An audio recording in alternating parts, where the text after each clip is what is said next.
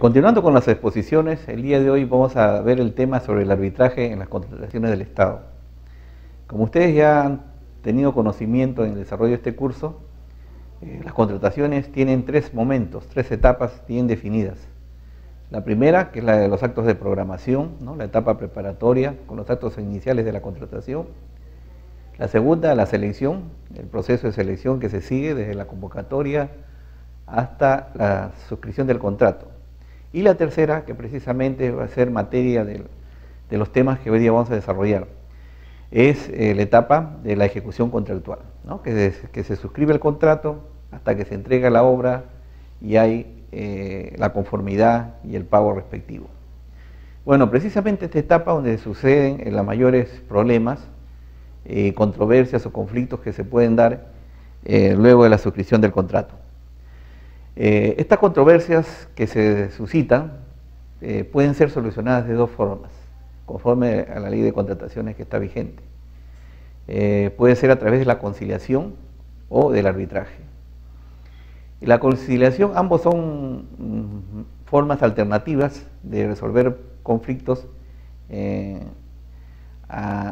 reemplazo de la función jurisdiccional, que siempre tiene la potestad final. Bueno, la conciliación no ha tenido mucho resultado, ni ha habido una eficacia en la aplicación de esta solución de conflictos. Tanto es así que ahora todas las cláusulas más se dirigen al arbitraje, ¿no? La conciliación, ¿por qué no ha funcionado? Porque los funcionarios públicos o servidores que son llamados a negociar, a conciliar y ceder, ¿no? Llegar a acuerdos, a veces no tienen la capacidad para poder plantear pues sus pretensiones, ceder sus pretensiones. Ellos defienden el interés público y tomarlo a título personal, eso es muy peligroso. Entonces no ha funcionado la conciliación y todos los problemas y conflictos que se suscitan en esta etapa se dirigen al arbitraje. Entonces el desarrollo del arbitraje precisamente es el tema que estamos viendo, que permite resolver los conflictos durante la ejecución contractual, que debe ser solicitado antes de la culminación del contrato, según los plazos de caducidad, ¿no? Hay plazos para interponer la demanda arbitral. Está a cargo de uno o más árbitros que son designados por las partes o por la institución. Ya veremos según la clase de arbitraje que se decida. Según este tipo se escoge.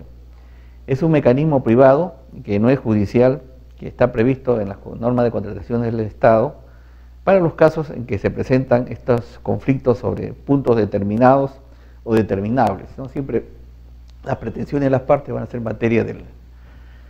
¿Quiénes son los árbitros? ¿No? Los árbitros son personas naturales que están registradas tanto en el registro de neutrales que tiene el OCE o por los registros de las entidades o instituciones que organizan y administran con arbitrajes. Ejercen su función por designación específica, ya sea por las partes o por la institución autorizada. Los árbitros tienen un poder de decisión para determinar la competencia de su ámbito, de su competencia, ¿no? Ellos incluso hay un principio que vamos a ver que es la competence, que ellos mismos deciden su competencia. Los árbitros deben tener especialidad en los asuntos que son materia del conflicto, ¿no? Deben tener conocimientos en la ley de arbitraje, en derecho administrativo y especialmente en la ley de contrataciones del Estado. Y deben aceptar por escrito su designación. Los árbitros deben ser independientes y permanecerlo, ¿no? Imparciales en todo el proceso durante el desarrollo del arbitraje, sin mantener con las partes relaciones personales, profesionales o comerciales.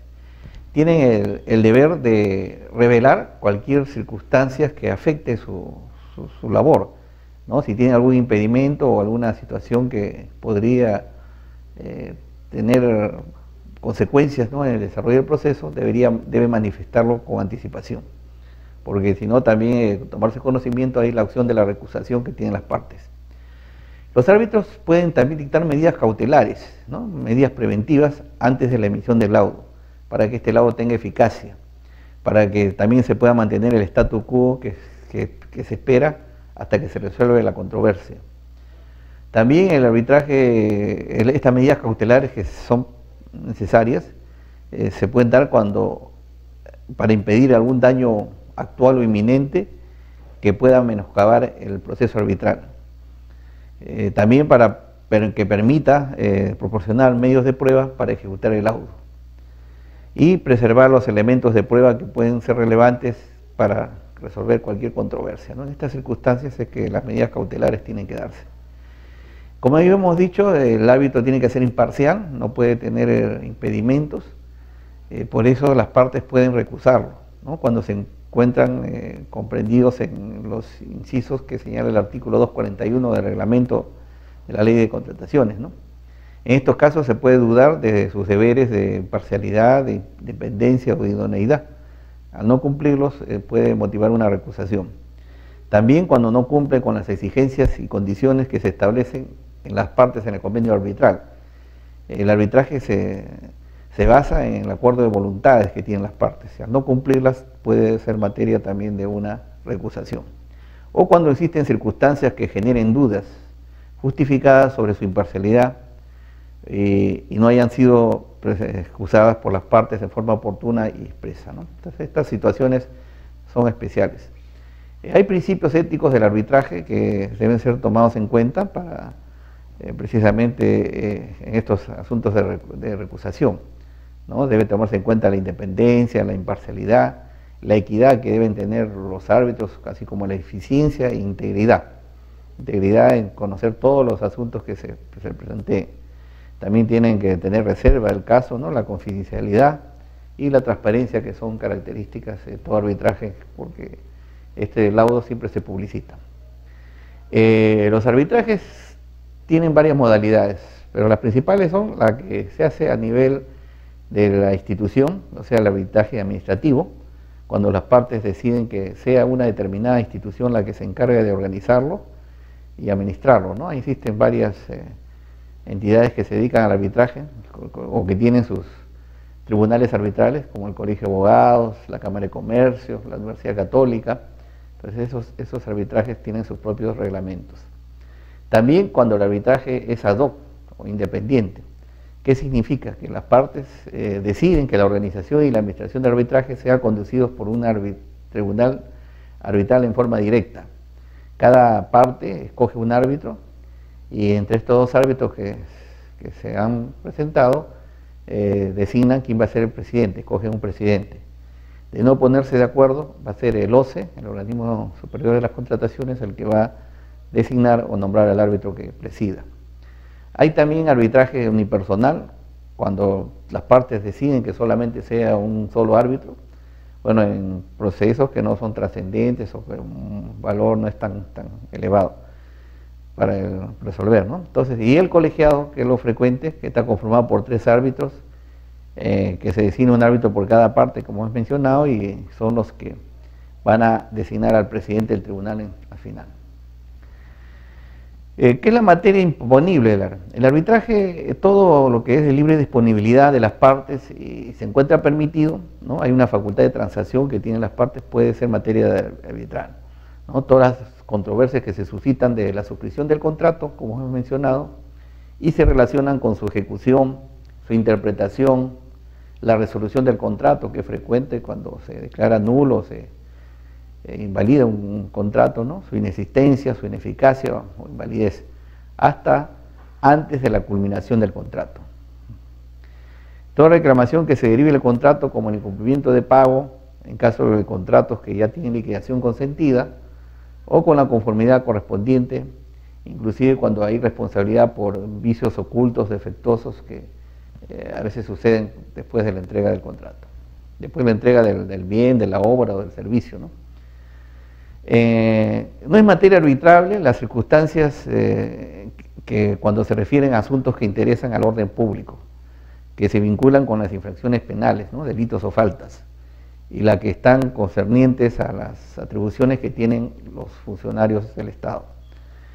En cuanto a también las controversias que la ley ha previsto, la ley de contrataciones, que no son arbitrables, las ejecuciones de los adicionales de obra, metrados no previstos contractualmente y mayores prestaciones de la supervisión, ¿no? Esto de forma expresa lo señala la ley de contrataciones. Hay un asunto que es debatible, que es la incorporación de la figura del enriquecimiento sin causa, por presupuestos adicionales que no se pagaron al contratista, ¿no? Algunos arbitrajes han incluido esta figura, pero hay muchos que sostienen que esto no fue materia del contrato inicial y que tampoco debería ser pues materia de un arbitraje. ¿Qué es el convenio arbitral? El convenio arbitral es la parte más importante del arbitraje, en donde las partes se obligan a desarrollar todos los actos que sean necesarios para que éste pueda realizarse y tenga plenitud en sus efectos. Señala este convenio que las partes se someten y se acogen al arbitraje institucional o al arbitraje ad hoc, ¿no? De acuerdo a la entidad que quieren que lo realice. Otorga el derecho a cada una de las partes de obligar a la otra el sometimiento de los árbitros de una controversia, y no hay manera de eludir este compromiso. El convenio se hace extensivo bajo las reglas de la buena fe a aquellas partes que hayan tenido una participación activa en el contrato que contiene la cláusula arbitral. Precisamente del convenio se deriva esta cláusula arbitral, que es obligatoria, inclusive cuando no se ha mencionado en forma expresa, se entiende por integrada, ¿no? Es el acuerdo que su contenido se debe dar y es redactado por escrito por lo general en forma clara e inequívoca, que no permita defectos o imperfecciones. A veces la cláusula arbitral, que a veces es muy extensa, puede traer consecuencias, es lo que se llaman las cláusulas patológicas, que su interpretación dilatan el inicio del proceso de arbitral o incluso algunas veces se lo impiden. La normativa de las contrataciones ha establecido en forma obligatoria que las entidades incorporen en sus contratos las cláusulas arbitrales, ¿no? Este es un requisito de todo contrato público. Inclusive hemos mencionado que en ausencia de esta cláusula se dispone que se tenga como incorporada al convenio tipo que tenemos, ¿no? El convenio tipo remite todos los conflictos que se deriven de la ejecución o interpretación del contrato, incluidos los que se refieren a la nulidad e invalidez, serán resueltos mediante arbitraje, ¿no? Entonces el arbitraje es obligatorio para toda la contratación pública, bajo la organización y administración del Sistema Nacional de Arbitraje que tiene el OCE, y de acuerdo al reglamento y las leyes especiales que están vigentes. También existen cláusulas arbitrales en las que se señala para otros centros de arbitraje o de conciliación. Bueno, ya hemos hablado que la conciliación ya no tiene mucha eficacia y ya está prácticamente en desaparición. ¿Cuál es la competencia de los árbitros? ¿No? Los árbitros tienen la capacidad para conocer el fondo de la controversia y proseguir hasta concluir con un laudo que va a poner fin a esta controversia. Van a decidir todas las cuestiones conexas o accesorias que se promuevan durante las actuaciones arbitrales. También hemos mencionado, pueden adoptar medidas cautelares en favor del proceso, pueden modificarlas y dejar sin efecto sus propias medidas cautelares. Resolver los puntos controvertidos adicionales, ¿no? A través, después de una demanda, puede agregarse otros puntos que también deben ser resueltos, disponer las pruebas que resulten pertinentes y dictar el laudo para los efectos de cosa juzgada. Por eso habíamos mencionado que los árbitros tienen competencia exclusiva para resolver su propia competencia, inclusive sobre las excepciones, ¿no? Que son objeciones que se pueden dar sobre su capacidad de resolver. Este es el principio competens, que es El proceso arbitral es sencillo, es como una demanda sumaria de un proceso civil, que es un proceso que no tiene mayores tratamientos, pero se desarrolla con la presentación de la demanda, ¿no? En la parte afectada por en la ejecución contractual solicita la demanda y se recorre traslado a la parte o sea, la demandada, que va a tener que en 10 días presentar su contestación o reconvención. Luego hay la audiencia de instalación y determinación de puntos controvertidos. Posteriormente la audiencia de pruebas, los alegatos, el informe oral, el laudo arbitral y la ejecución del laudo arbitral, ¿no? Que es todo un esquema que está diseñado precisamente para que el proceso cumpla su fin y pueda de todas maneras llegar a un laudo. La demanda tiene que, como cualquier demanda, debe estar identificada a las partes, deben expresarse los fundamentos de hecho y de derecho, el ofrecimiento de los medios de prueba, el monto de la cuantía, el convenio en el cual se suscribió esta obligación de hacer el arbitraje, la designación de árbitros y el pago de la tasa que corresponde. La contestación también cumple con los mismos requisitos, ¿no?, que tiene la demanda, debe darse entre el plazo de 10 días y en esta contestación debe designarse al tribunal arbitral, al otro miembro del tribunal arbitral, ¿no? En la audiencia de instalación y determinación de puntos controvertidos, los árbitros aceptan sus cargos ratificándolo, van a resolverse las oposiciones al arbitraje. Es importante establecer cuáles son los puntos que van a ser materia del arbitraje, ¿no?, los puntos controvertidos que deben resolverse en el laudo. Se admiten los medios de prueba, se precisa el monto de la cuantía que ya hemos dicho, lo han planteado tanto a una como a otra parte, y también los honorarios que tienen de hacerse en una liquidación que hace la Secretaría Arbitral, los costos y gastos del arbitraje. La audiencia de pruebas se realiza en un solo acto, en ella se actúan las pruebas que están previstas, que son prueba documental, las declaraciones, las pericias y la inspección. Los árbitros dirigen las audiencias y tienen facultad para determinar de manera exclusiva la pertinencia y valor de estos medios de prueba. Pueden prescindir de ellos y dar por concluida esta etapa si no es necesario, ¿no?, o a pedido de las partes. Los costos que roden la actuación probatoria serán asumidos por la parte que lo presentó y si son de oficio, asumen por ambas partes, sin perjuicio de que al final se determine a quién le corresponden los gastos y costas. Posteriormente vienen los alegatos escritos o los informes orales que soliciten las partes. Con esto se concluye la etapa de actuación de medios y está expedito el laudo, ¿no?, el laudo arbitral, que es la decisión final en que se soluciona las controversias según los puntos que se han previsto para laudar. El laudo se dicta por mayoría de votos, los árbitros quienes por lo general lo deciden de carácter unánime, ¿no?, pero también pueden manifestar sus discordias, sus discrepancias y manifestar el contenido de su voto singular. Las condiciones para laudar se presentan cuando se considera que los medios de prueba permiten la formación de criterios, o sea, cuando ya el proceso está actuado con todas las anteriores etapas que hemos enseñado, entonces el laudo que da el árbitro tiene que darse por efectivo. ¿Cuál es el contenido del laudo?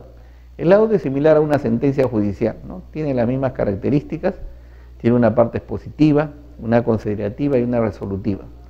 En la expositiva se exponen los hechos, los antecedentes, el resumen de las alegaciones y los puntos controvertidos. Ya en la parte considerativa es la motivación, el fundamento de esos puntos que se han señalado y las condiciones que se tienen para admitir o rechazar las pretensiones. Y finalmente la parte resolutiva, que es el fallo del tribunal arbitral, en que debe precisarse en todos los extremos del petitorio, ¿no?, detallándose lo que las partes deben hacer o dejar de hacer para cumplir con el laudo. Bueno, ese es el proceso arbitral, que también podría concluir de otras maneras, ¿no? Hay otras formas que se pueden dar cuando hay acuerdo de conciliación de las pretensiones, ¿no? Antes de que haya el laudo se pueden conciliar.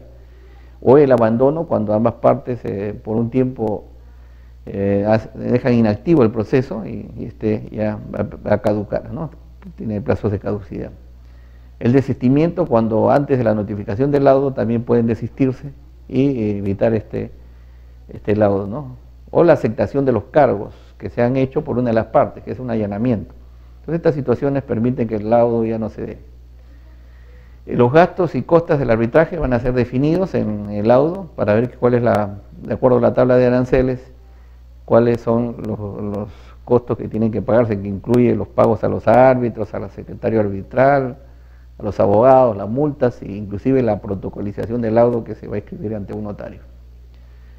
Los árbitros están sujetos a sanciones si no presentan su laudo dentro de los plazos que ha señalado la ley de contrataciones, ¿no? Tienen un plazo de 5 días que son necesarios muchas veces para